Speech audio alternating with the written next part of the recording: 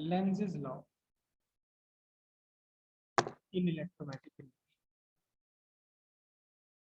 बहुत साल बाद, करीब करीब 10-15 साल बाद इस एक्सपेरिमेंट के, नहीं शायद इतना नहीं था, इससे कुछ कम टाइम था, एक बहुत जूनियर साइंटिस्ट थे, यंग साइंटिस्ट थे लेंस, उन्होंने फैराडे को ये बात बताई कि 20 साल तक क्यों नहीं हो पा रहा था प्रैक्टिकल, 20 साल तक क्यों नहीं हो पा रहा था, और क्यों रिलेटिव मोशन होते ही करंट इंड्यूस हो गया। लेंस ने कहा कि आप एक बेसिक मिस्टेक कर रहे थे जो नेचर के लॉ के अगेंस्ट है, it is always against nature's law. क्या कर रहे थे आप? लेंस ने बताया उन्हें, यहाँ गैल्वेनोमीटर लगा रखा है और आप मैग्नेट को यहाँ रख रहे हैं, मैग्नेट भी रुका हुआ है, कॉइल भी रुकी हुई है।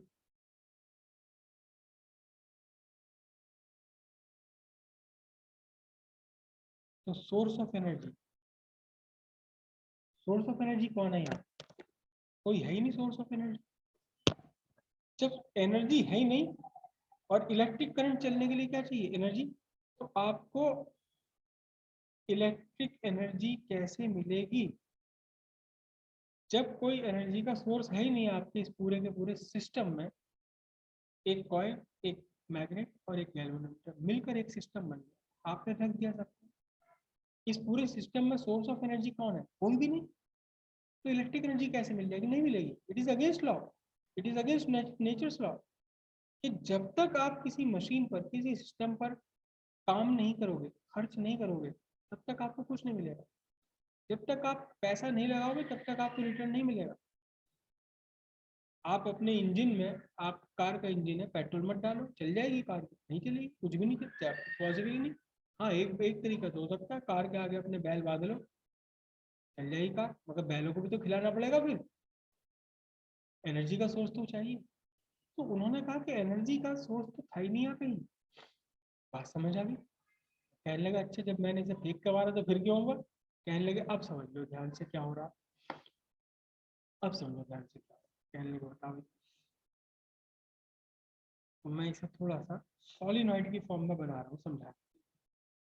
सॉलिनॉइड की फॉर्म में ये कह, उन्होंने कहा देखो सर जी,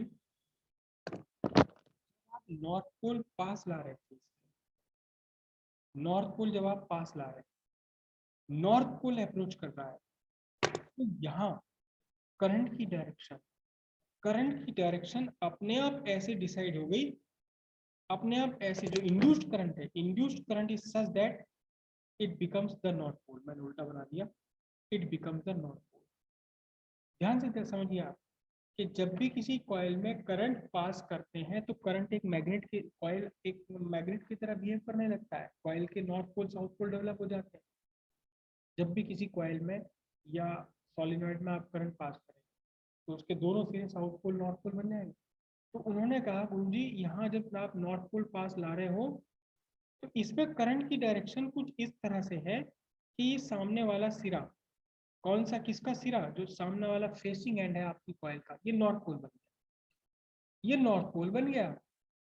और ये जो नॉर्थ पोल बन गया, करंट, इंड्यूस्ड करंट ने ही इसे नॉर्थ पोल बना दिया, करंट आई ने नॉर्थ पोल बना दिया, ये करंट की डायरेक्शन हो गई। और ये जो नॉर्थ पोल है, ये आप जो जिस नॉर्थ पोल को लेके जा रहे हो पास, इन दोनों को में रिपल्शन होता है। भले ही आपको पता नहीं चल पा रहा, वो हल्का सा रिपल्शन है, लेकिन you have to do some work against this repulsion. North pole, एक इंड्यूस्ड नॉर्थ पोल, एक आपका परमानेंट मैग्नेट का नॉर्थ पोल, दो both repel each other.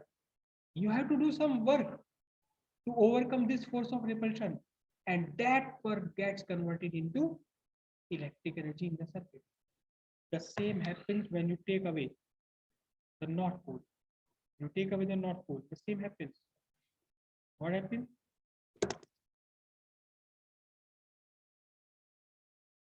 You are taking away the north pole, then the direction of current, the direction of induced current automatically changes. इसीलिए deflection, galvanometer का deflection opposite हो जाता है, such that the nearer end, the facing end becomes south pole. Now it becomes south pole. and this induced south pole attract the receding north pole. जो north pole इससे दूर जा रहा है उस नॉर्थ पोल को ये अट्रैक्ट करता है south pole, and you have to do some work against this force of attraction. कुछ वर्क करना पड़ेगा. That work capture in the form of electric energy in the circuit. 20 साल तक आप कोई वर्क कर ही नहीं रहे थे. आपने यहाँ रखा मैग्नेट को, यहाँ रखा मैग्नेट को, ऊपर रखा मैग्नेट को, ऐसा मैग्नेट वैसा मैग्नेट, ऐसी कॉइल वैसी कॉइल, मगर सोर्स कहाँ था? सोर्स तो था ही नहीं कहीं भी.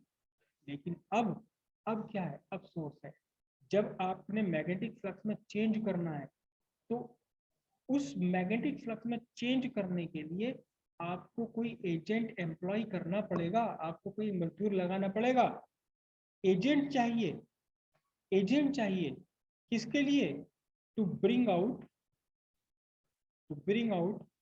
Change in magnetic flux. Magnetic flux में चेंज करने के लिए कोई एजेंट चाहिए. इस एजेंट को कुछ वर्क करना पड़ेगा.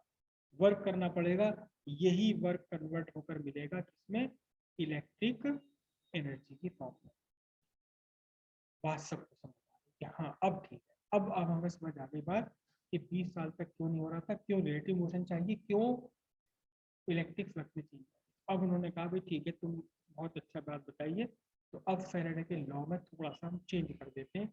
E equals minus d∅dt. बस इतना सा चेंज कर क्या कि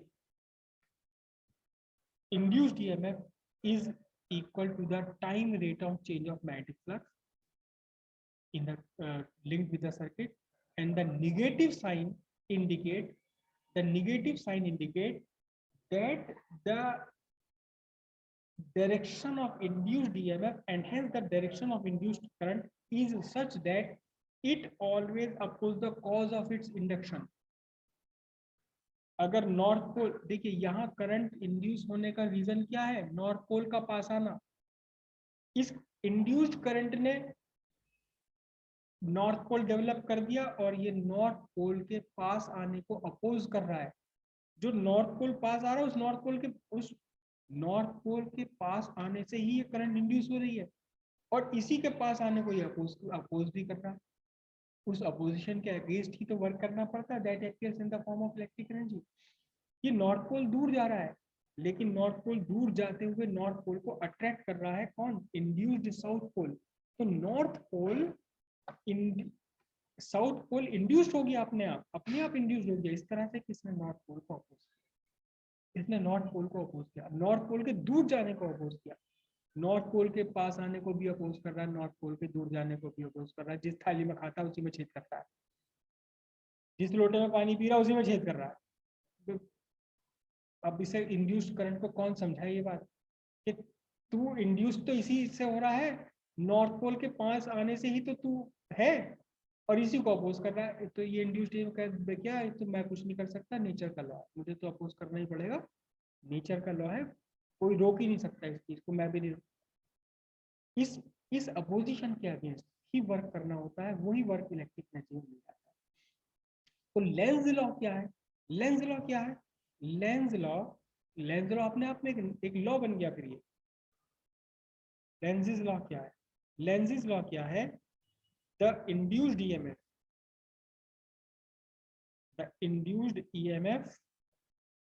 EMF and hence the direction of induced current is such that it always oppose the cause of its induction. उस कॉज को ही अपोज कर रहा है जिस कॉज से ये बन रहा है, जिस कॉज से ये पैदा हो रहा है, उसी को अपोज कर रहा है. और कैसे रिप्रेजेंट किया मैथमेटिकली? बस फैराडे लॉ में निगेटिव साइन लगा दिया. हम बार बार ये लिखेंगे जब हम यूज करेंगे इसे. कई बार हमें इस निगेटिव साइन को निग्लेक्ट करना पड़ेगा जहां हमें डायरेक्शन से कोई मतलब नहीं है. तो हम वहां एक छोटी सी बात लिख देंगे, the negative sign is in accordance with Lenz law. The negative sign is in accordance with Lenz law. हम इतनी सी बात लिख करके इसे छोड़ देंगे. तो लेंज लॉ आपको समझ आया और फैराडे लॉ भी आपको समझ आया. इससे आगे हम कल